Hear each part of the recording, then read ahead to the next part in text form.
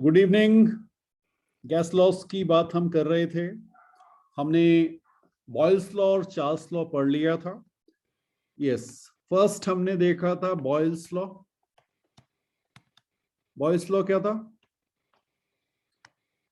Pressure inversely proportional to volume at constant temperature and fixed N. ठीक है। हाँ, N मतलब नंबर ऑफ मोल्स आपने फिक्स कर दिए और टेम्परेचर को कांस्टेंट कर दिया, तो प्रेशर जो है वो इनवर्सली प्रोपोर्शनल टू वॉल्यूम आएगा। ये हमने बॉयल्स लॉ देखा था। सेकंड हमने देखा था बेटा चार्ल्स लॉ। और चार्ल्स लॉ क्या था? Volume is proportional to temperature at constant pressure. Yes, constant pressure and fixed N. तो फिक्स्ड अमाउंट ऑफ गैस अगर आपने ले ली तो आपके number of molecules sorry number of moles fix हो गए। ठीक है। यस, इसके हमने ग्राफ्स भी देखे थे, अब उन डिटेल में नहीं जा रहा हूं क्योंकि वो हमने डिटेल में डिस्कस किया था। थर्ड लिखिएगा गैलियो-सैक्स लॉ। ये पहले भी हमने बात की हुई है बट एक बार फिर से देखिए गैलियो-सैक्स लॉ। हाँ, भी याद आ जाएगा आपको। मोल कॉन्सेप्ट में हुई थी इसकी बात। यहां पर ना आप चाहें तो ब्रैकेट में एक टर्म लिख सकते हैं, rigid vessel. Rigid vessel, rigid vessel का मतलब जिसका शेप और साइज चेंज ना हो। इसका मतलब आपका क्या आ गया? Volume constant. ठीक है। तो कभी भी आपको रिजिड वॉल्यूम रिजिड वेसल लिखा हो तो आप एज्यूम कर लीजिएगा कि भाई ये कांस्टेंट वॉल्यूम है। ठीक। तो लॉ लिखते हैं एट कांस्टेंट। अब मैं लैंग्वेज पूरी पूरी नहीं लिखा रहा हूं। At constant volume for fixed n of a gas, pressure is directly proportional to temperature। कुछ समझ में आया? तो एक बार आपने वॉल्यूम कांस्टेंट कर लिया। ठीक, इससे पहले क्या किया था? इससे पहले क्या किया था? एक बार टेम्परेचर किया था, एक बार प्रेशर किया था। तो एक एक करके आप डिफरेंट डिफरेंट जो आपकी क्वांटिटीज हैं उनमें से कांस्टेंट करते चल रहे हैं। Very good. तो यहां पर अगर आप देखें तो आप कह सकते हैं P/T is equal to constant. ठीक है, वेरी गुड। या आप इसी को ऐसे भी लिख सकते हैं, P initial upon T initial is equal to P final upon T final. तो कुछ बुक्स में आपको ऐसे दिखेगा। इनिशियल फाइनल मतलब कोई आपने चेंजेस किए तो उसकी इनिशियल स्टेट और फाइनल स्टेट। ठीक है। अच्छा, कई बार ये और तरीके से भी लिखा होता है। ऐसे लिखा होगा P1 upon T1 is equal to P2 upon T2। ये भी वही मतलब है, सबका मतलब एक है। आपने एक कंडीशन 1 कह दी, दूसरी कंडीशन 2 कह दी, इनिशियल फाइनल कुछ भी कर लीजिए। Fine, very good. अच्छा, अब अगर मैं यहीं पे आपसे बात करूं इसकी लॉग फॉर्म की, तो जब आप लॉग लेंगे तो क्या हो जाएगा? लॉग P अपॉन T, दोनों साइड लॉग ले लीजिए, is equal to log of constant. ठीक है। अब ये लॉग ऑफ कांस्टेंट है, ये भी तो एक कांस्टेंट ही आएगा।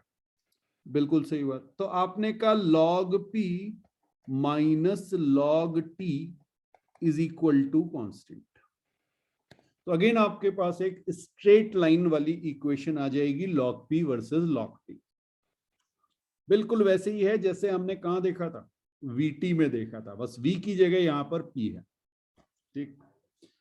अच्छा, आइडियल गैस इक्वेशन, ऑल्दो हम इसको डिराइव बाद में करेंगे बट हम पहले से जानते हैं कि ये PV is equal to nRT है। तो यहां से हम क्या लिख सकते हैं बेटा? हम लिख सकते हैं pressure is equal to NR upon V into T। कुछ समझ में आया? रीअरेंज कर दिया हमने इस इक्वेशन को। और यहां से आप कह सकते हैं P is proportional to T when V is constant. क्योंकि एन और आर तो आपका कांस्टेंट है ही। इस चीज को समझने की कोशिश कीजिए कि क्या कांस्टेंट है। अब हमारा, अगर मैं आपसे कहूं पीटी ग्राफ, हाँ जी बिल्कुल पीटी ग्राफ, और टेम्परेचर केल्विन में लेना है। बिल्कुल, यहां पर मैंने आपको पी लिखा है, यहां पर मैंने आपको टी लिखा है। जल्दी से मुझे बता दीजिए ये ग्राफ कैसा आएगा।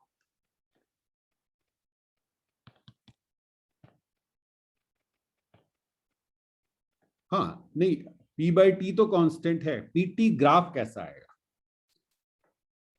देखिए इक्वेशन क्या बनी, ये बनी। इस इक्वेशन में पी को जिस एक्सिस पे रखा हुआ है वो लिख दीजिए। तो पी को कहां रखा हुआ है, वाई, ठीक है, एन आर अपॉन वी, और टी को कहां रखा हुआ है, एक्स एक्सिस पे। ये समझ में आया। अब आपने देखा y की पावर 1 x की पावर 1, दैट मींस ये लीनियर रिलेशनशिप हो गई। तो आपका ग्राफ कैसा होगा, लीनियर होगा, उसकी कुछ स्लोप होगी। बात समझ में आ रही है। तो y is equal to M X, यानी ये ग्राफ आपका कुछ इस तरह से जाएगा, स्ट्रेट लाइन। प्लीज ध्यान रखिएगा, यहां पर बेटा आपको डॉटेड लाइंस दिखानी पड़ेंगी। डॉटेड लाइन क्यों दिखानी पड़ेंगी अभी बता रहा हूं, बट पहले इसको बना लेते हैं। चलिए इसको, एक दो ग्राफ दिखा रहा हूं आपको, एक ग्रीन कलर से है, एक रेड से, दो अलग अलग वॉल्यूम पे हैं। फाइन, सपोज मैंने आपसे कहा ये V1 है, ये V2। अब देखिए ये y is equal to M X, ये मेरी इक्वेशन बनी। तो ये आपको कह रही है, क्लियरली बता रही है कि ये ग्राफ आपके straight line passing through origin, straight line passing through origin. अब जरा ओरिजिन का मतलब समझो। ओरिजिन का मतलब है 0 केल्विन, और 0 केल्विन टेम्परेचर हाइपोथेटिकल टेम्परेचर है, बिकॉज वहां पे सारा का सारा वॉल्यूम 0 हो जाएगा, किसी चीज का वॉल्यूम ही नहीं रहेगा। ठीक है, तो आप इस टेम्परेचर को कभी अचीव नहीं कर सकते, इसलिए वहां पर आप स्ट्रेट लाइन लेके नहीं जाते हैं, आप उसे डॉटेड लाइन से दिखाते हैं कि ये एक्सटेंड करके हमें ये मिली, हाइपोथेटिकली है। यस, प्रैक्टिकली पॉसिबल नहीं है 0 केल्विन पहुंचना। फाइन,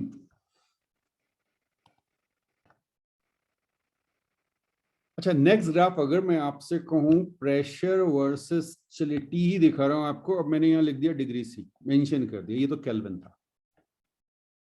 ठीक है, हाँ जरा सी समझिएगा कि ये ग्राफ क्या होगा। बस बेटा आपका ग्राफ ना बिल्कुल ऐसा ही रहेगा, बस ये शिफ्ट हो जाएगा इस तरह से कुछ। ये समझ में आया। यहां पे जिस पॉइंट पर ये टेम्परेचर एक्सेस को कट कर रहा होगा, ये आपकी आएगी -273 डिग्री से 0 केल्विन। क्लियर है। तो बस इतना ध्यान रखिएगा कि अगर आपको टेम्परेचर केल्विन में दिया हो तो वो ओरिजिन से पास कर रहा होगा, बिकॉज ये पॉइंट आपका 0 केल्विन होगा।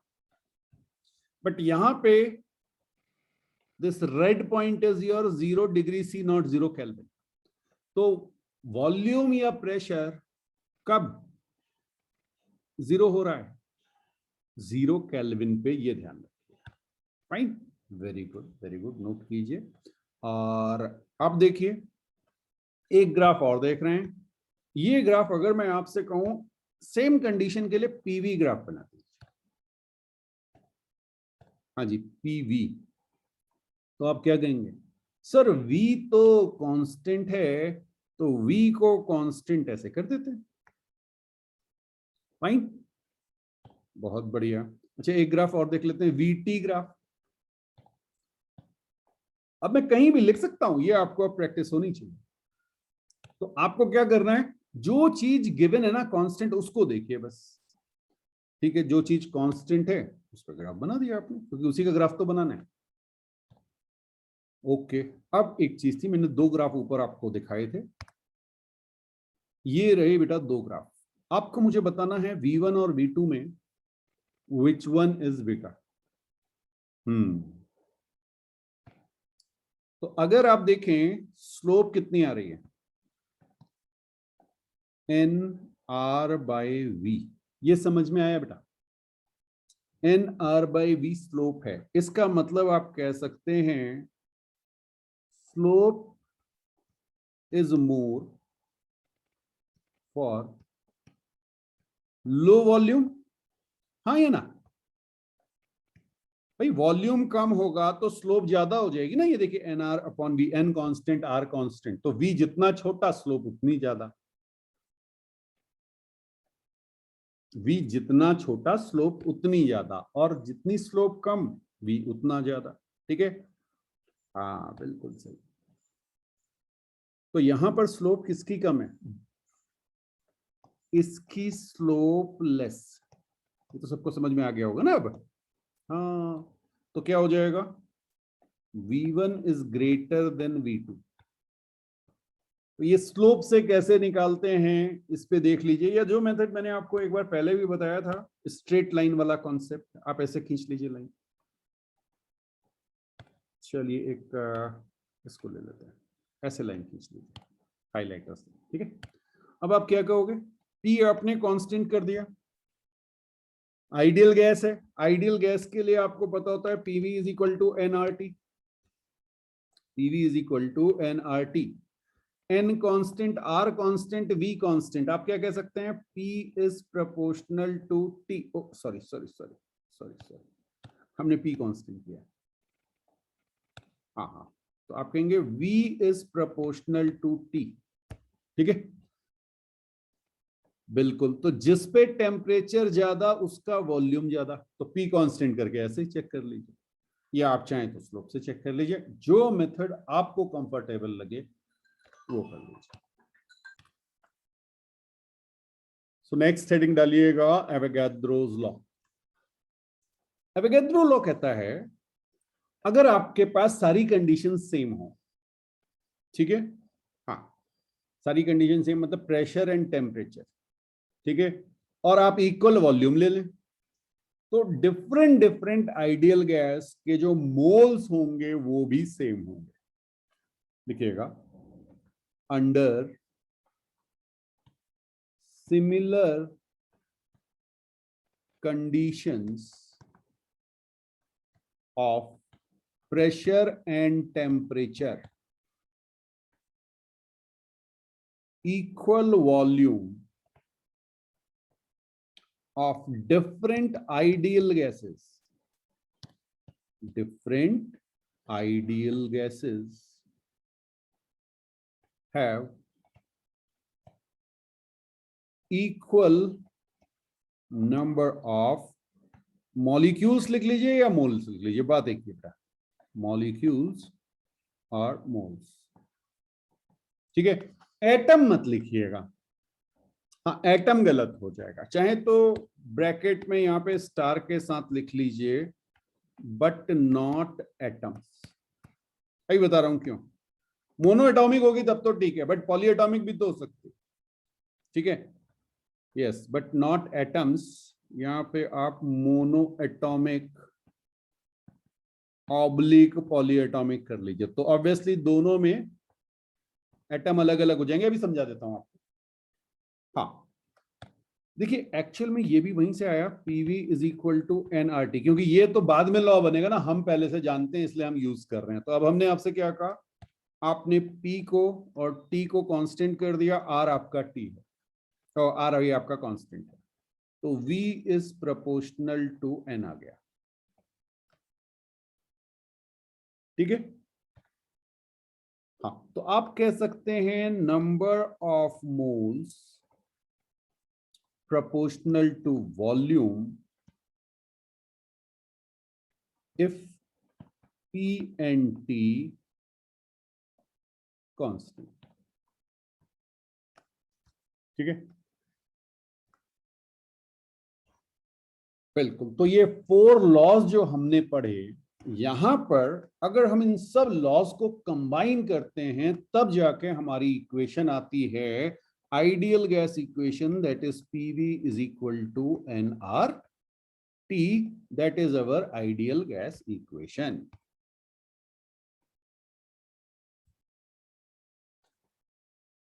बिल्कुल नोट कीजिए इनको, फिर आगे बात करेंगे। Boyle's law, Charles law, Gay Lussac's law and Avogadro's law, 4 laws, पहले लॉज बने, अलग अलग एक्सपेरिमेंट सबने किए। हाँ, जब इनकी स्टडी आ गई तो उसके बाद इन सब को मिला के एक लॉ बनाया गया जिसे आप कहते हैं आइडियल गैस इक्वेशन। इक्वेशन बनाई गई कह सकते हैं, बिल्कुल। नेक्स्ट हेडिंग है आइडियल गैस इक्वेशन। अब बेटा, हाँ, एक बार मैं फिर से सारे लॉज लिख रहा हूं। हमने आपसे कहा Boyle's law, V is proportional to 1/P, ठीक है। फिर आपने कहा चार्ल्स लॉ, तो चार्ल्स लॉ को आप कह सकते हैं V is proportional to T। और फिर आपने कहा एवोगैड्रो लॉ,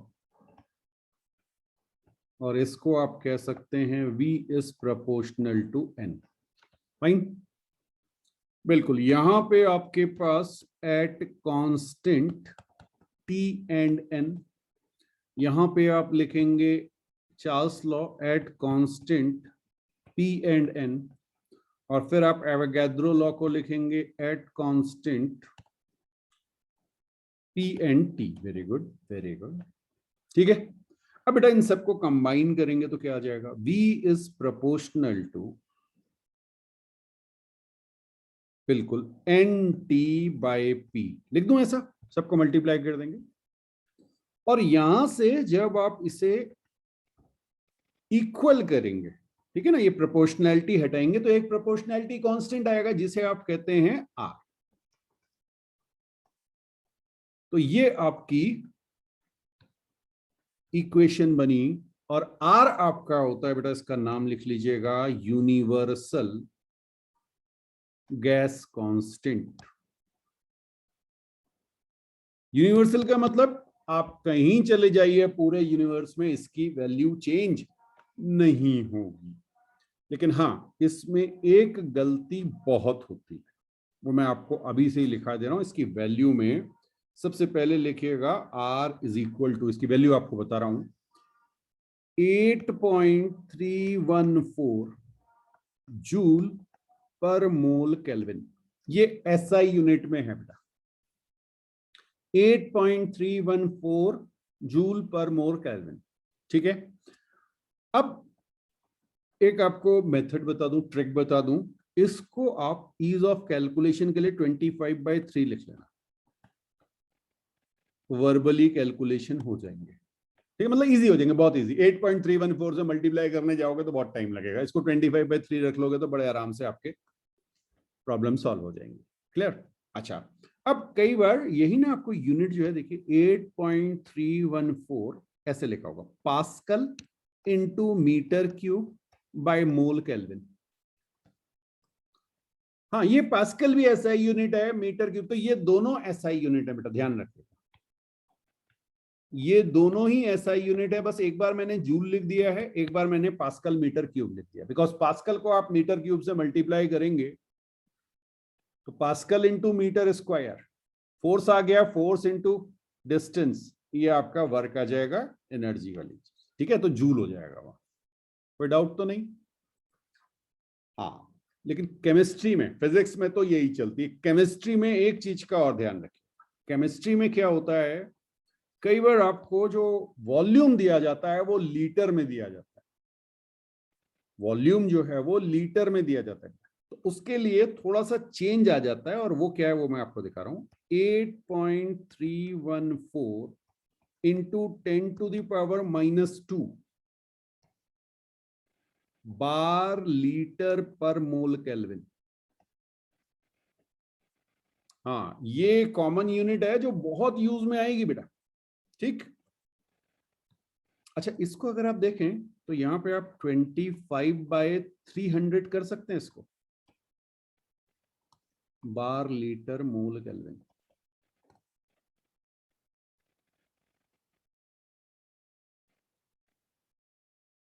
ठीक है, अब देखो ये आपका कैंसिल होके आ जाएगा 1/12, तो वैल्यू आपकी 25/3 या 1/12, 1/12 कर रखनी है जब बार लीटर पर मोल केल्विन हो।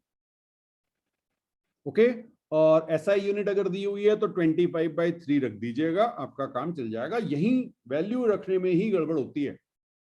अच्छा, एक और यूज में आती है, उसको भी लिख लीजिए, ये फिजिक्स में भी काफी काम में आती है, और ये आपकी होती है 2 कैलोरी पर मोल केल्विन। हाँ, अप्रोक्सीमेटली है ये, बट बिल्कुल आप ये वैल्यू लेके चलेंगे तो आपके आंसर बिल्कुल सही आ जाएगा। ऑप्शन अगर 4 दिए हुए तो आप रख लेंगे, ये स्टैंडर्ड वैल्यूज हैं जो यूज में आती है। ठीक है, हाँ, 2 कैलोरी पर मोल केल्विन, 8.314 जूल पर मोल केल्विन, और एक आपको मैंने बताया 1/12 बार लीटर पर मोल केल्विन। ठीक है जी, तो आप यहां पे सिंपली लिख सकते हैं कि ये जो हमारी आइडियल गैस इक्वेशन है, ये है क्या? ये है रिलेशनशिप बिटवीन 4 वेरिएबल्स। अब 4 वेरिएबल कौन कौन से हो गए? हमारे पास वेरिएबल है pressure, volume, temperature and moles. PVTN, R तो कांस्टेंट है, तो इन 4 वेरिएबल्स के बीच हमारा जो रिलेशन है वही हमारा क्या कहलाता है? Ideal gas equation. तो आप चाहें तो बिल्कुल इसको नोट कीजिए, लिखिए ideal gas equation. Ideal gas equation is a relation is a relation between is a relation between 4 variables between 4 variables and it describes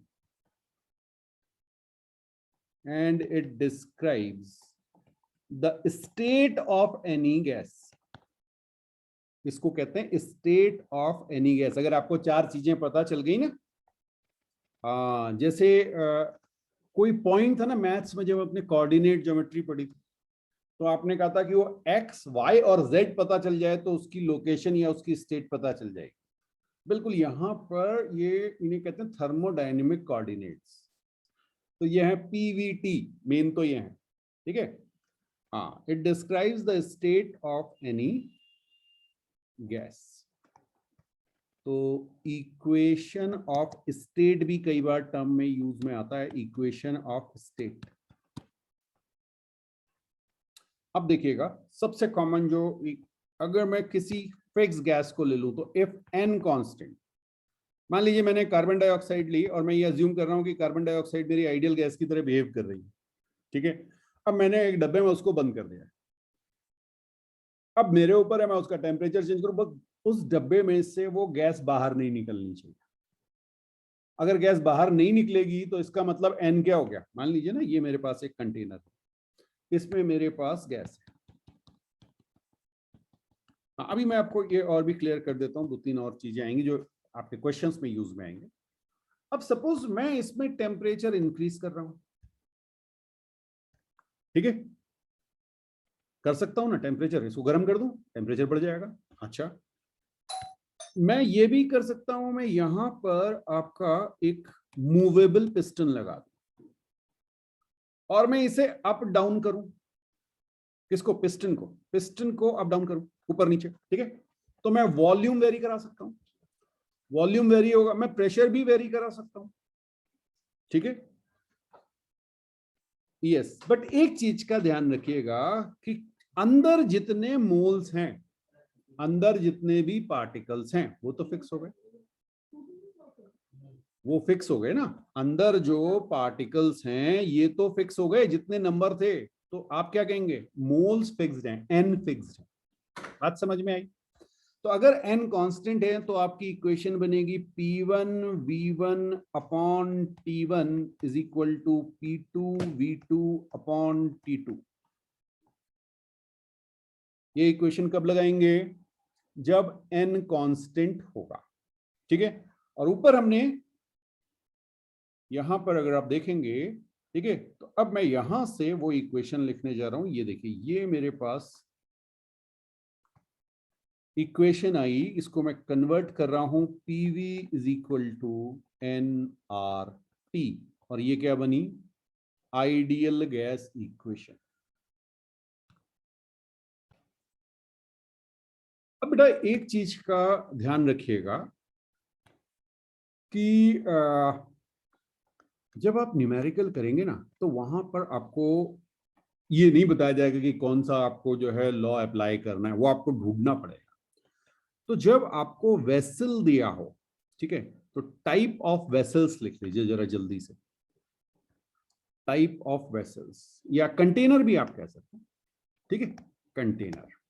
तो कुछ चीजें आपको ध्यान रखनी है, बाकी जो क्वेश्चन में दिया होगा वो आपको मिल ही जाएगा। तो सबसे पहले जो आपको मिलेगा वो आपका मिलेगा रिजिड और क्लोज्ड। दो चीजें हैं बेटा, इस पर ध्यान रखिए, एक रिजिड है एक क्लोज्ड है। अब समझिए रिजिड और क्लोज क्या हो गया। ये मेरे पास एक कंटेनर है, अब ये किसी भी शेप का, ये सिलिंड्रिकल भी हो सकता है, ये क्यूबिकल हो सकता है, क्यूबॉइड हो सकता है, हमें उस शेप से मतलब नहीं। इसका लेट से कुछ वॉल्यूम है v और ये रिजिड है। रिजिड का मतलब आप इसके शेप में कोई चेंज नहीं कर सकते। तो आपने इसके अंदर गैस भर दी, अब क्या होगा, v क्या रहेगा? बिल्कुल सही बात है आपकी, वॉल्यूम तो कांस्टेंट होगा। तो आज के बाद कभी भी आपसे ये कह दिया जाए कि मेरी गैस जो है वो रिजिड क्लोज्ड वेसल में है, आप क्या करेंगे, आंख बंद करेंगे, कहेंगे वॉल्यूम कांस्टेंट है। और भी एक चीज कांस्टेंट होगी, बताओ क्या? मैंने इसके अंदर गैस फिल कर दी, सोच के बताओ जल्दी से, कॉमन सेंस की चीज है। रिजिड वॉल्यूम है, डब्बा बंद कर दिया। मैंने आपसे क्या कहा, चार ही चीजें हैं, पी वी एन आर।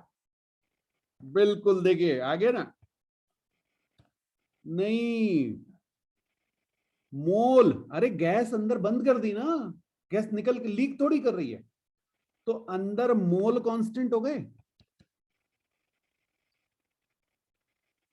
मैंने आपसे क्या कहा, मैंने रिजिड क्लोज्ड कंटेनर में एक गैस को रख दिया, रिजिड भी है तो वॉल्यूम चेंज नहीं होगा, बंद कर दिया तो लीकेज नहीं होगी।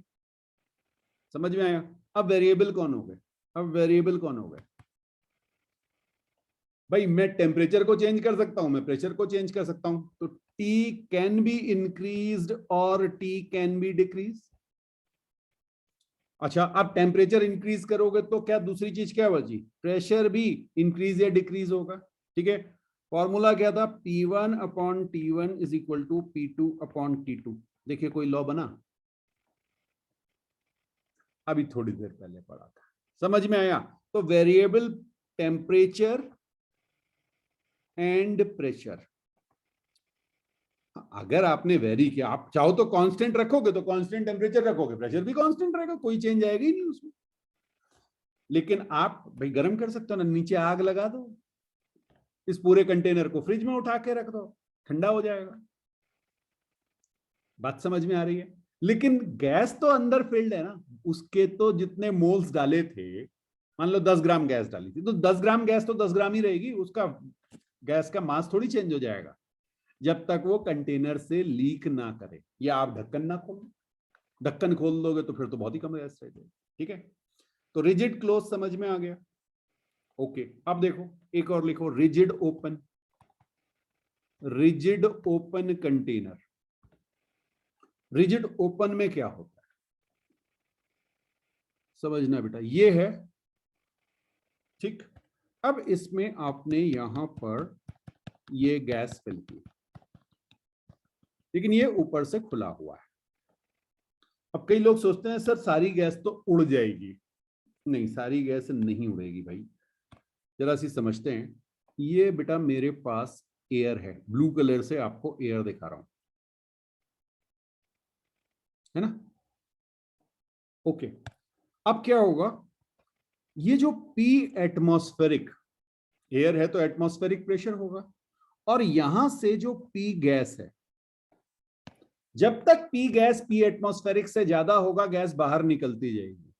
बट एक टाइम ऐसा आएगा जब P गैस P एटमॉस्फेरिक के बराबर हो जाएगी, अब कोई गैस बाहर नहीं निकलेगी। कुछ कहानी समझ में आई? अच्छा, अब सपोज इसका वॉल्यूम जो है वो V है, V कंटेनर का वॉल्यूम है।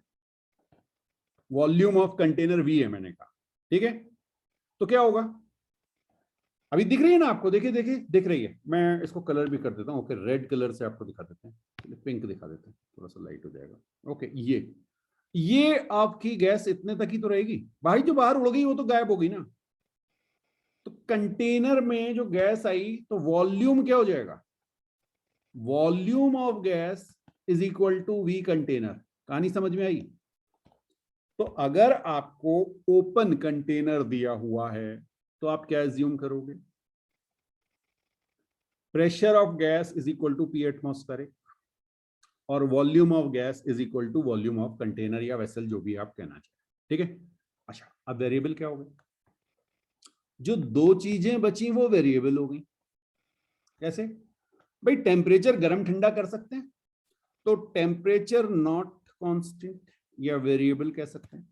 और साथ में ये n जो है भाई, ये देखो, ये मेरे पास एक मॉलिक्यूल था, ये निकल के बाहर चला गया, या कोई मॉलिक्यूल ऊपर से अंदर आ गया, तो अंदर बाहर कर सकता ना, तो n यहां पर नॉट कांस्टेंट, ठीक है। तो वेरिएबल कौन हो गए, t एंड n वेरिएबल हो गए, किसमें, रिजिड ओपन कंटेनर में। कुछ कहानी समझ में आई, बहुत बढ़िया। तो अब इक्वेशन क्या बनेगी, N1T1 is equal to N2T2। पूछा सर ये कैसे बन गई, तो एक फॉर्मूला पढ़ा था, PV is equal to NRT। Okay, अब आपने क्या किया, देखो, जब दो या तीन गैसेस इस तरह से डाली तो दोनों के लिए P और V कांस्टेंट हो गया और R भी कांस्टेंट हो गया यहाँ पे। तो क्या है आपका, N into T is equal to constant. Note करते चलिए फटाफट, और यहां से आपका आ गया N1T1 is equal to N2T2। हो सकता है सीधे इसी पे बेस्ड क्वेश्चन आपको मिल जाए, कई बार तो बिल्कुल ही हलवा क्वेश्चन होते हैं, केवल क्वेश्चन देखा और समझ के लो, सोचने की जरूरत नहीं, कुछ और क्या लगेगा, बस ये समझो कि कहां पे क्या चीज कांस्टेंट है और क्या चीज वेरिएबल है। एक वेसल और देख लेते हैं, ये भी खूब पूछा जाता है, that is movable piston. Movable piston, ठीक है।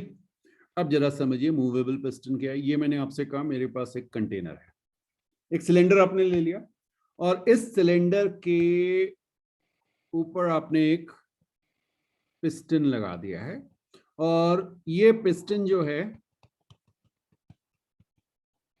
हाँ जी, बिल्कुल कोई लीकेज यहां से नहीं है, और आपकी जो गैस है वो इधर फिल की हुई है आपने।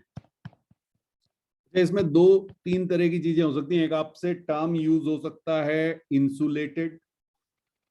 इंसुलेटेड का मतलब कोई एनर्जी अंदर बाहर नहीं जाएगी, तो भाई टेम्परेचर कांस्टेंट हो जाएगा, बट कुछ मेंशन नहीं किया गया, तो आप क्या कहेंगे, वेरिएबल कौन कौन है बेटा, यहां तो एक चीज तो आपको दिख रही है, वॉल्यूम है वेरिएबल, दूसरा टेम्परेचर है, और ये दोनों अगर वेरी करेंगे तो प्रेशर भी वेरिएबल ही होगा, ठीक है। हाँ, कांस्टेंट क्या है, एन आपका फिक्स है। जो गैस आपने इस पिस्टन के अंदर डाल दी है, आप इसे कम या ज्यादा नहीं कर सकते, क्योंकि आप प्रेस करेंगे तो गैसेस के पार्टिकल तो उतने ही रहेंगे ना, लीकेज तो कहीं से हो नहीं सकती है, मैंने आपसे पहले ही कह दिया। पिस्टन मूव करने से वॉल्यूम, प्रेशर, टेम्परेचर, इन चीजों पे फर्क पड़ सकता है, बट नंबर ऑफ मोल्स में कोई चेंज नहीं आएगा, ठीक है। तो इन तीन टाइप के कंटेनर या वेसल आप कह सकते हैं, ये आपको मिलेंगे, और कई बार आपको क्वेश्चन देखते ही समझना पड़ेगा कि भाई मेरे को क्या क्या चीजें कांस्टेंट दी हुई हैं और कौन मेरे वेरिएबल।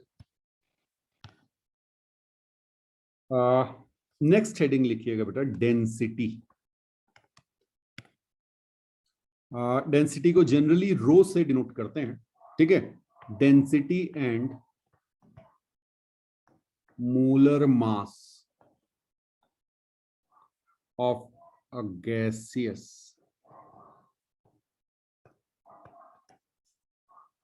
सॉल्यूशन। ठीक है,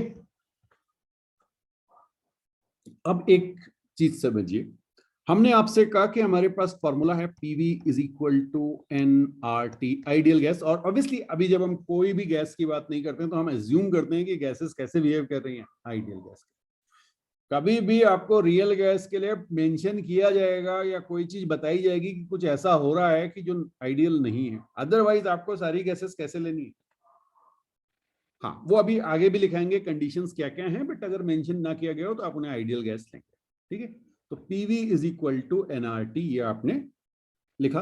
अब आप कहेंगे pressure into volume is equal to mass upon molar mass, RT, ये लिख सकते हैं बेटा। हाँ, मैं साइड में लिख भी दे रहा हूं, पी मेरे पास प्रेशर है, वी मेरे पास वॉल्यूम है, ठीक है, एन में या स्मॉल एम लिख लेते हैं, स्मॉल एम मेरे पास मास ऑफ गैस है। मास ऑफ गैस मतलब जो गैस आपने कितनी ली है, 10 ग्राम लिए, 2 ग्राम लिए, 1 ग्राम लिए। एम जो है वो मोलर मास, ठीक है, और टी है आपका टेम्परेचर। प्लीज बार बार याद दिला रहा हूं, ये हमेशा केल्विन में आएगा।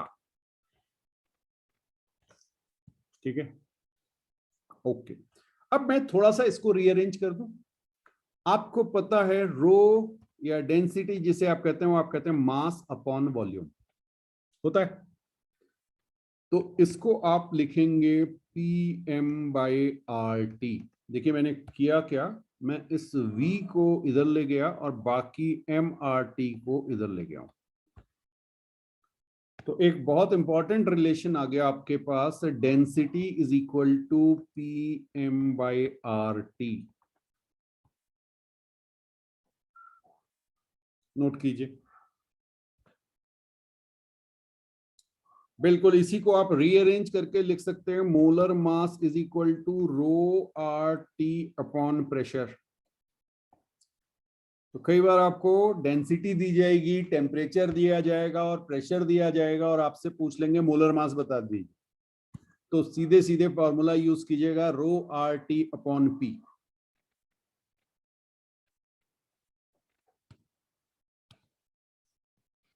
बस इसमें पूरी जो ये गैस इक्वेशंस हैं या गैस लॉज जो हैं, इनमें ये बेटा फॉर्मूले आपको याद होने चाहिए।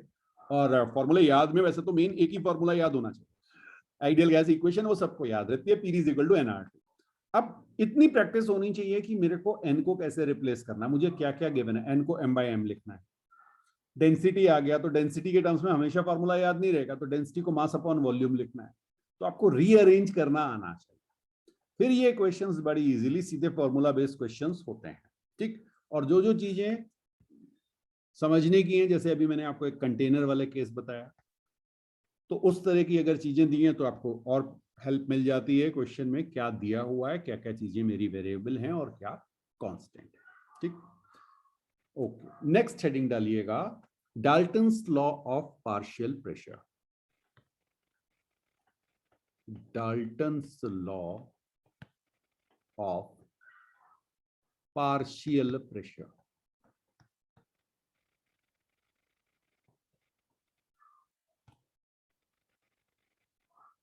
हाँ जी,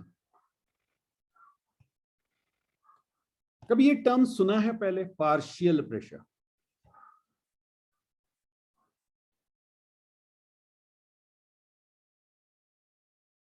अच्छा,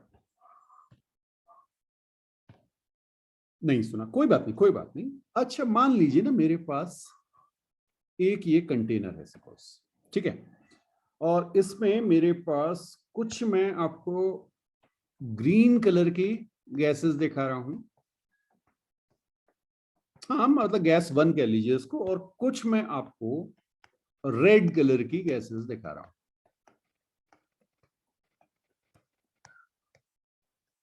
ठीक है, ये डिपेंड करेगा कि किसके मोल कितने हैं, क्या हैं। ठीक, लेट्स से मैंने कहा ये मेरी N1 मोल है और ये मेरे N2 मोल है, अलग अलग मोल है, अलग अलग गैसेस हैं। फाइन, अब इस कंटेनर में सारे जितने पार्टिकल्स हैं उन सब की वजह से प्रेशर आएगा, है ना। लेकिन दो अलग अलग गैसेस हैं तो दो अलग अलग बिहेवियर होंगे। अब अगर मैं आपसे ये कहूं कि रेड वाले पार्टिकल की वजह से प्रेशर और ग्रीन वाले पार्टिकल की वजह से प्रेशर अलग अलग जो है, हाँ ऐसे समझ लीजिए आप में से 3 लोग जो हैं वो किसी वॉल को पुश कर रहे हैं, ठीक है, 3 लोग कर रहे हैं, तीनों कुछ कुछ फोर्स लगा रहे हैं, नेट फोर्स वॉल पे कुछ होगा, net force divided by area कर लेंगे, नेट प्रेशर आ जाएगा। लेकिन किसी एक का फोर्स ज्यादा किसी का कम हो सकता है, जिस एरिया में वो लगा रहे हैं वो कम या ज्यादा हो सकता है, ठीक है। तो वो जो इंडिविजुअल की वजह से जो प्रेशर आ रहा है वो क्या हो जाएगा, पार्शियल प्रेशर, और जो सबकी वजह से आएगा वो क्या कहलाएगा, टोटल प्रेशर, ठीक है। तो आप, हाँ ये समझाने के लिए बताया मैंने आपको। यस, अब डेफिनेशन लिख लीजिए, लिखिएगा पार्शियल, पहले पार्शियल प्रेशर लिख लेते हैं बाद में लॉ लिखेंगे। तो पहले तो समझिए पार्शियल प्रेशर क्या है, लिखिए it is equal to the, it is equal to the pressure, it is equal to the pressure exerted, it is equal to the pressure exerted by the molecules, by the molecules of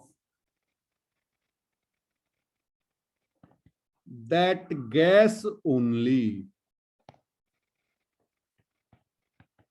हाँ bracket में लिख लीजिएगा, in the same vessel, in the same vessel at same temperature when all other gases are absent.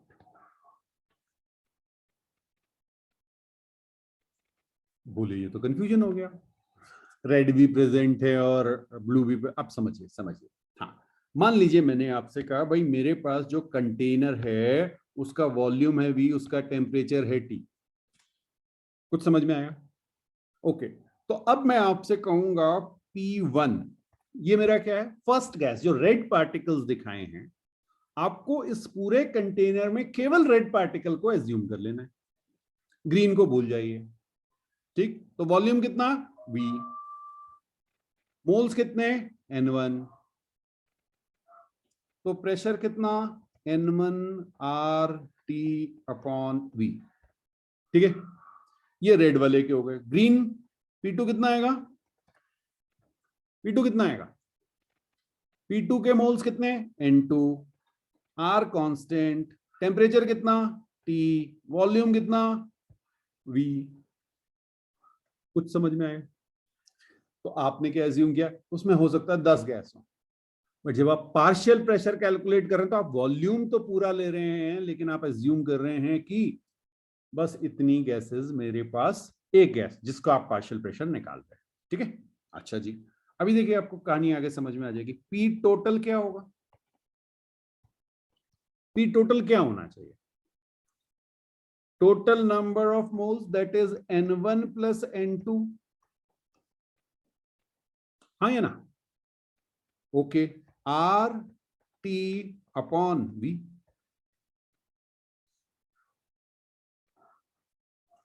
कुछ कुछ clear हुआ,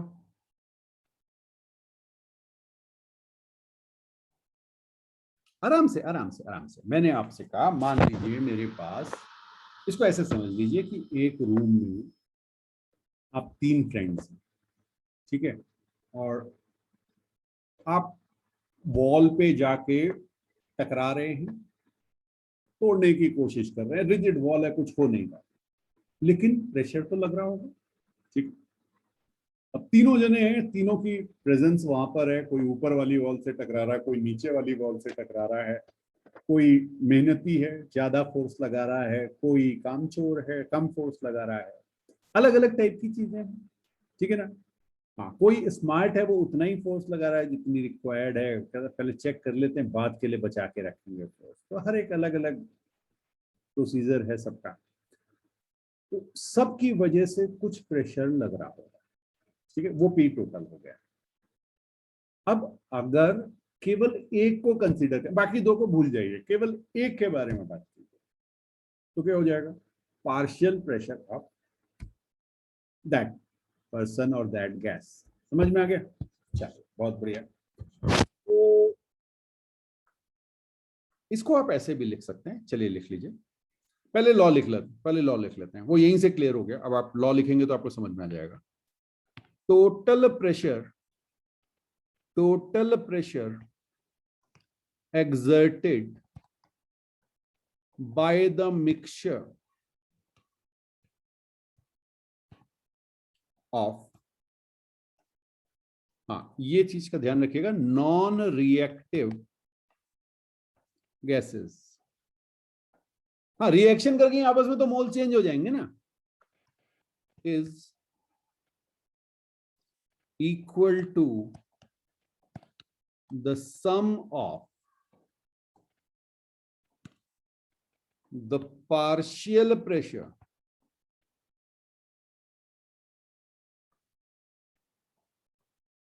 of individual gases।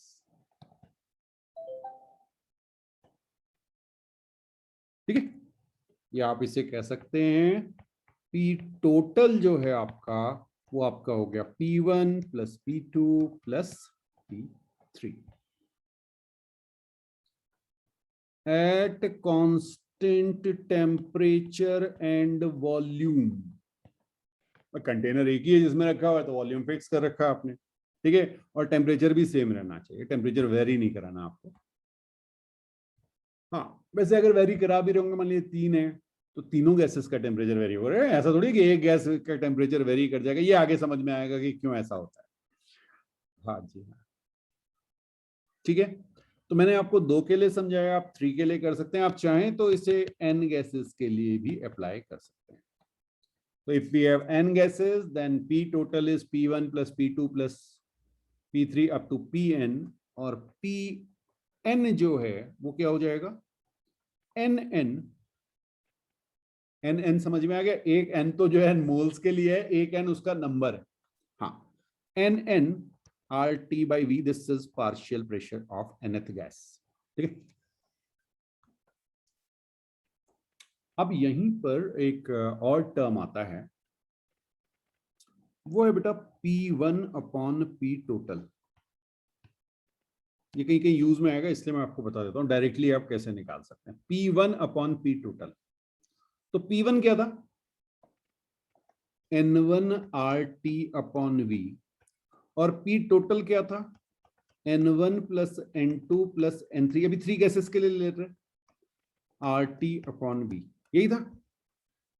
अब देखिए RT upon V cancel हो गया, ये क्या आ गया, N1 upon N1 plus N2 plus N3।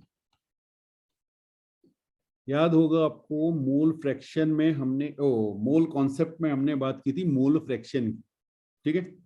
Yes, तो ये आपका होता है X1, where X1 is mole fraction, X1 is mole fraction, ध्यान रखिएगा, ठीक। तो बिल्कुल आप यहां पे कह सकते हैं आई लिख देते हैं, चलिए नंबर 1 2 3 ज्यादा आसान हो जाएगा, एन से कंफ्यूजन हो रहा है। That is XI into P टोटल। आई कोई भी नंबर है, 10 गैसेस हैं तो 1 से लेके 10 तक नंबर हो जाएगा, ठीक है। फॉर ओके, ऐसे जैसे आप कहें फॉर 3 गैसेस P1 किया जाएगा X1 into P total, P2 किया जाएगा X2 into P total,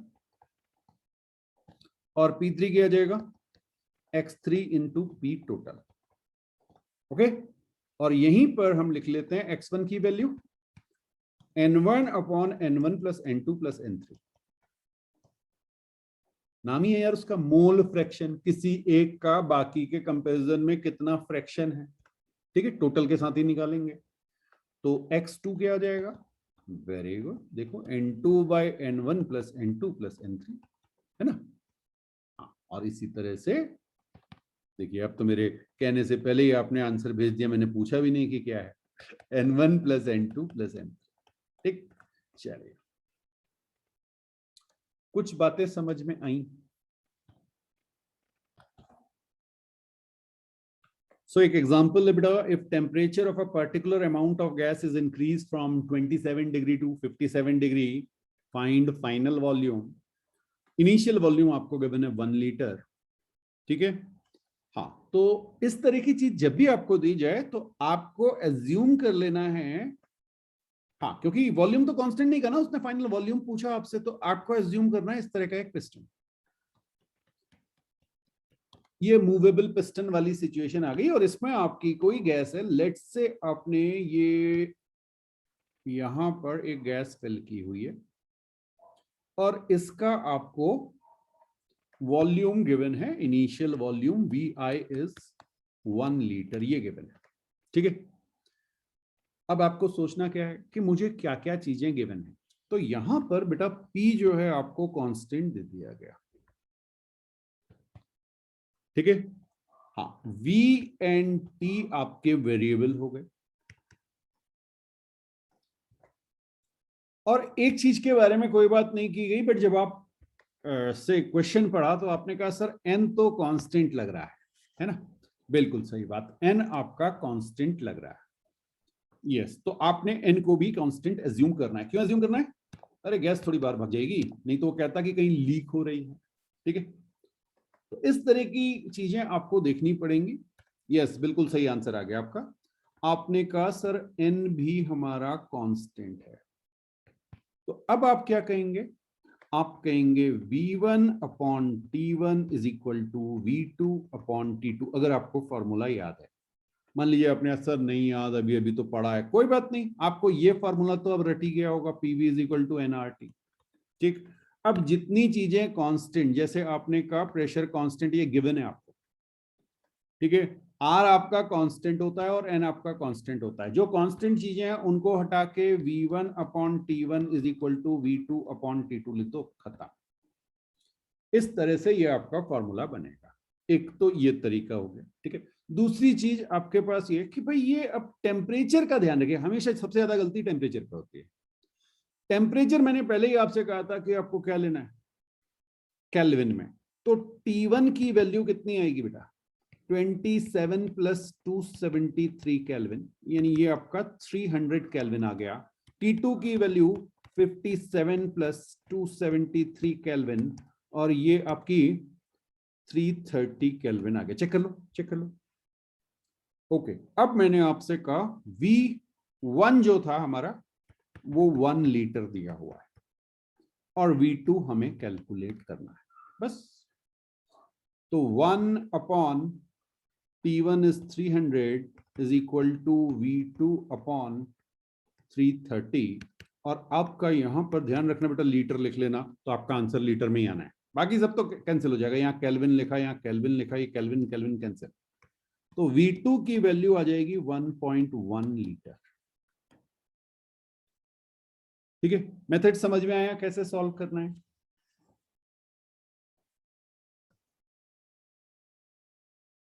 next question है, an open container of volume 3 litre. तो चलिए हमने एक ओपन कंटेनर बनाया, इसका आपको वॉल्यूम पता है 3 लीटर है, ठीक है। Contains air at 1 atm pressure, ठीक है। तो इसमें आपने यहाँ पे एयर रखी हुई है 1 एटमॉस्फेरिक प्रेशर पे, कोई बात नहीं, बिल्कुल बढ़िया है। यहाँ पे हमने, ये हमारे पास गैस है, ठीक है। अब आपने क्या किया, इसका कुछ टेम्परेचर आपको गिवन है, कितना दिया होता, 27 डिग्री सी था, और इसको आपने हीटअप कर दिया up to T degree C. जब आप इसको हीटअप करेंगे तो क्या होगा? हाँ, इसका एक्चुअल वॉल्यूम जो है वो बढ़ेगा, गैस का वॉल्यूम कंटेनर के वॉल्यूम से ज्यादा हो जाएगा, तो वो गैस जो है वो बाहर निकल जाएगी। अच्छा, अब अगर उसी टेम्परेचर की बात होती तो बड़ी अच्छी थी। यहां पे उन्होंने कहा कि 17 डिग्री सी पे, 17 डिग्री सी पे और 1 एटमॉस्फेरिक पे वो जो आपको वॉल्यूम दिया गया है वो है 1.45 लीटर। तो आपको टी बताना है। हाँ, तो कई बार टुकड़ों टुकड़ों में इसको 2 बार में करना है बेसिकली, है ना, 2 अलग अलग चीजें चल रही हैं।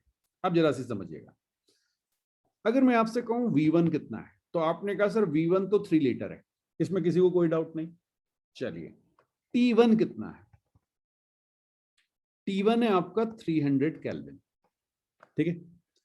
ओके, अब आपने कहा सर V2 जो है ना, हाँ फाइनली तो जो गैस अंदर थी और कुछ लीक कर गई, तो हम कह सकते हैं 3 प्लस डेल्टा V, ये मेरे पास इतने लीटर। डेल्टा V क्या है? डेल्टा V क्या है? जो गैस एक्सपेल कर गई इससे, फाइन, उड़ गई, ठीक है जी। और T2 क्या दिया हुआ है? T2 क्या दिया हुआ है? 273 प्लस T। कुछ बात समझ में आई? तो एक कहानी तो ये हमारे पास हो गई V1 V2 T1 T2, ठीक है।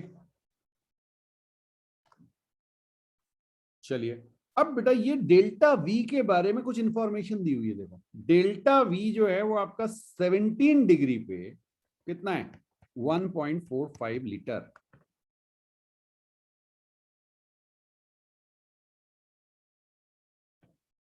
नहीं नहीं नहीं नहीं नहीं, 3 माइनस नहीं होगा बेटा। देख देख देख, समझ, इसको ऐसे समझ कि तेरे पास मान लीजिए 3 लीटर का कंटेनर है, ठीक है। अभी मैं ईज ऑफ कैलकुलेशन के लिए ये कर देता हूं कि यहाँ पे जो भी गैस आपने भरी थी, जब आप टेम्परेचर इंक्रीज करेंगे तो क्या होगा? प्रेशर कांस्टेंट है, टेम्परेचर इंक्रीज करेंगे तो क्या होगा? वॉल्यूम बढ़ेगा, है ना। वॉल्यूम एक्सपेंशन सबने पढ़ा होता है 9th और 10th में, ठीक है। तो जब आप टेम्परेचर को इंक्रीज करेंगे तो वॉल्यूम इंक्रीज करेगा, क्योंकि प्रेशर सेम रखना है। तो प्रेशर भी वेरी कर सकता था, बट प्रेशर सेम रखना है, इसीलिए तो ये गैस बाहर निकलेगी, ठीक। तो मान लीजिए ये एक्सपेंड होके कुछ ऐसे हो गई, इतनी हो गई, अब बाहर कितनी निकली? दिख रहा है आपको? बाहर जो निकली वो डेल्टा बी है ना, ये डेल्टा बी, ये इतनी बाहर निकल गई। लेकिन ये किस टेम्परेचर पे निकली थी? ये तो निकली थी T डिग्री पे। मजा ये है कि ये T डिग्री पे निकली थी, है ना। और आपसे उसने क्या कहा? 1.45 लीटर कितने पे? 17 डिग्री पे। तो पहले 17 डिग्री से उसको कन्वर्ट करना पड़ेगा कितने पे? यस, T डिग्री पे। तो अब देखें जरा क्वेश्चन क्या बनेगा। तो डेल्टा V 17 आपका हो गया 1.45 लीटर, ठीक है। तो आप इसको क्या लिख सकते हो? Delta V 17 by delta V T, ठीक है, दैट इज इक्वल टू 1.45। ये तो आपको गिवन है, ये आपको निकालना है। डेल्टा V, हाँ मैं T नहीं लिख रहा हूं क्योंकि ये डेल्टा V मेरा डेल्टा V T है एट टेम्परेचर T, ठीक है। इसको क्या लिख सकते हैं? T1 upon T2। T1 कितना है? T1 कितना है? 290 अपॉन 273 प्लस T। कुछ को ये समझ में आया? ये कितनों को समझ में आ गया? जल्दी से ये बताओ, तभी आगे बढ़ेंगे। मैंने क्या किया? 17 डिग्री पे जो गैस बाहर निकली थी उसका वॉल्यूम T डिग्री पे कैलकुलेट कर लिया, ठीक है। तो यहां से क्या आ जाएगा? अब देखिए, ये मैंने आपको इसीलिए थोड़ा सा इस तरह की वैल्यूज दी थी, ये आपका सीधे सीधे कैंसिल हो जाएगा, 200 आ जाएगा, देखो जरा। अच्छा, तो यहां से आपने कहा सर डेल्टा V की वैल्यू आ गई 273 प्लस T। ओके, बहुत बढ़िया। अब हमारे पास एक फॉर्मूला था, V1 upon V2 is equal to T1 upon T2। हाँ, V1 कितना था मेरे पास? 3। V2 कितना था? 3 प्लस डेल्टा V, यही था। ओके, T2 कितना था? 300, 300 था।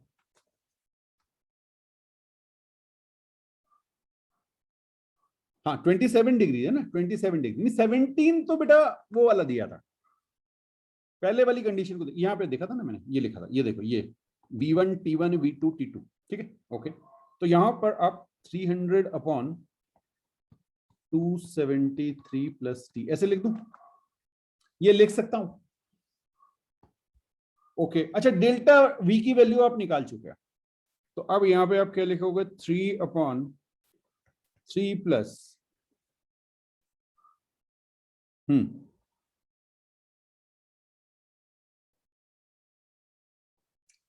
273 plus T is equal to 300 by 273 plus T, कुछ ऐसा आ रहा है क्या? चेक करो।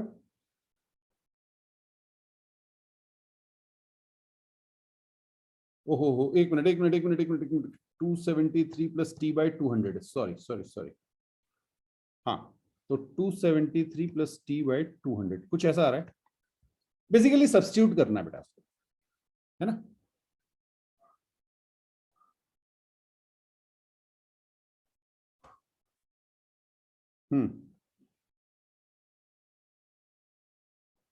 यस, बिल्कुल, इसको कैलकुलेट करके देखिए। अब बेटा इसको अगर हम सॉल्व करें तो ये हमारे पास 3 इंटू 273 प्लस टी यहां पहुंचेगा, और इसको हम मल्टीप्लाई करेंगे। हाँ, इस पूरे टर्म को इधर क्रॉस मल्टीप्लाई कर दीजिए। 900 प्लस 3/2, 300/200 को मैंने ये लिख दिया 273 प्लस टी, ऐसे आ जाएगा। ठीक है, अब देखिए ये वाले टर्म को सीधे आप इधर ला सकते हैं, तो ये आपका 3/2 273 plus T that is equal to 900 आ जाएगा। ठीक है, अब आसान हो गया आपके लिए। 3 से इसको आपने कैंसिल किया, 300, 2 से इधर क्रॉस मल्टीप्लाई करेंगे तो ये आपका 273 plus T is equal to 600 आ जाएगा, और टी की वैल्यू आपकी 327 डिग्री सी ये आ गई। तो क्वेश्चन वैसे भारी नहीं है, लेकिन आपको 2 बार उस चीज को समझना है। दोनों बार एक ही चीज लग रही है, V1/T1 is equal to V2/T2। Clear है? हाँ, तो इस तरह के क्वेश्चंस अभी कुछ और करेंगे नेक्स्ट क्लास में, बट जनरली आपको PV is equal to NRT equation से इन सबको सॉल्व करना पड़ेगा। क्वेश्चंस में आपको देखना पड़ेगा कि मुझे क्या चीज कांस्टेंट दी हुई है, क्या चीज वेरिएबल दी। ठीक है, तो आज यहाँ पे कंप्लीट करते हैं।